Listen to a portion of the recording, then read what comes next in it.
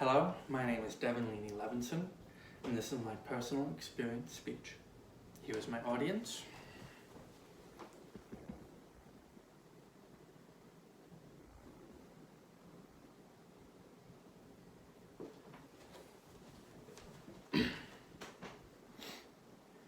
With the state of things today, sometimes it's better to think of happy memories, so I'm going to tell you about the time I visited Hawaii.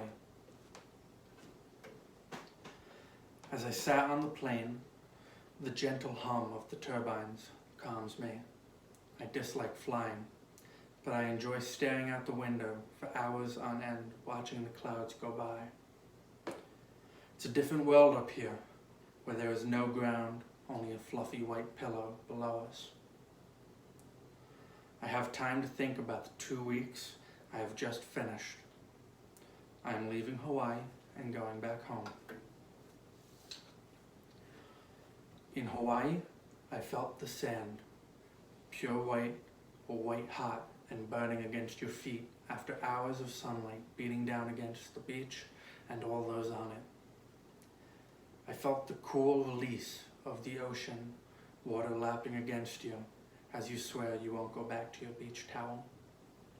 I felt the waves, clear and beautiful blue, take me back and forth, being completely under their control. I surfed the waves in an attempt to conquer them, but they retaliated by throwing me about.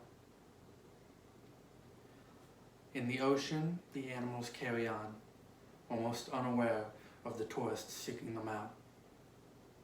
The multicolored fish and the dark green sea turtles I had seen all pretended not to notice me.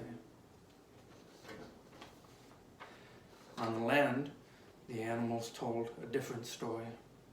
Chickens moved in packs everywhere the tourists went, looking for food, though no one gave it. In Hawaii, I saw birds of every kind, flying around me in this tropical paradise. Of course, there were still the dull pigeons of the city, almost demanding to be fed. I saw the city and all the hustle and bustle of life there.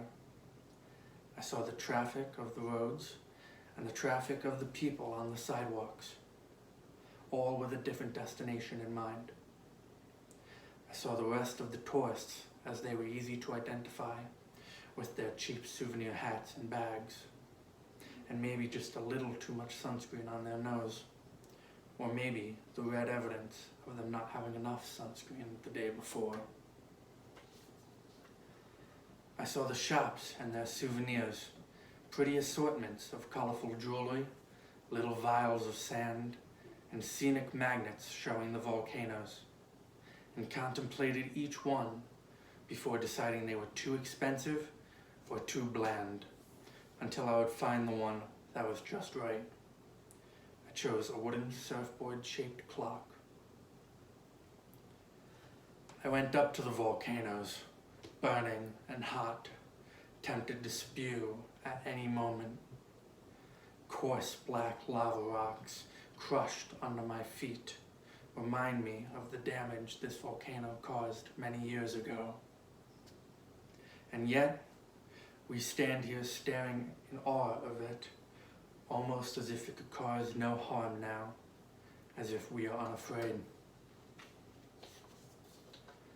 I felt the terrain.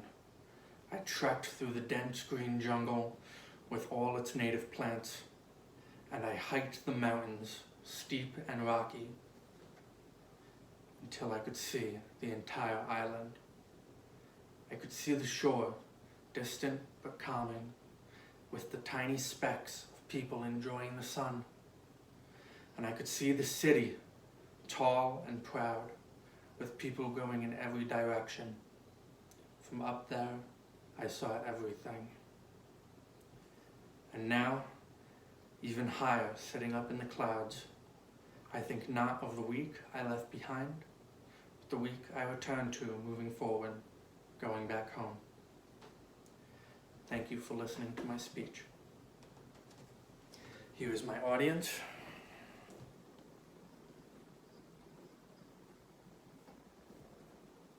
Goodbye.